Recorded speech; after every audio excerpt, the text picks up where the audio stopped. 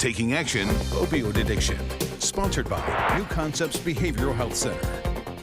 In tonight's Taking Action Against Opioid Addiction, it is justice with treatment. Drug Court is now helping people who are addicted rebuild their lives instead of sending those people to prison. Here's 13 Action News reporter Alexis Means. The sound of applause fills Judge Ian English's courtroom, but these aren't celebrations of guilty verdicts.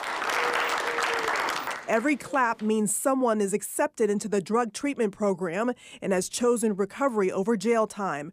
Brett Crabtree explains why he wants to get sober. I've been to prison a few times, come back out and always used, so I figured maybe trying a little something different might help me out upon my release.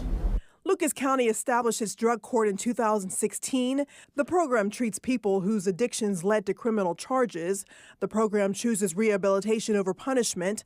Judge English keeps the mood in the courtroom light and reminds everyone all they have to do is show up, be honest, and try. The secret of drug court is treatment. What we do is we use the power of the court, the compulsory power. We get to tell people what to do.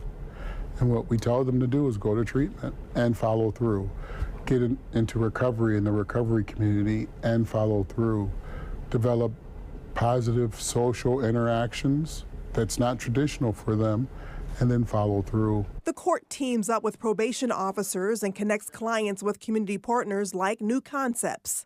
Show up, be honest, and try. That's the motto of this court.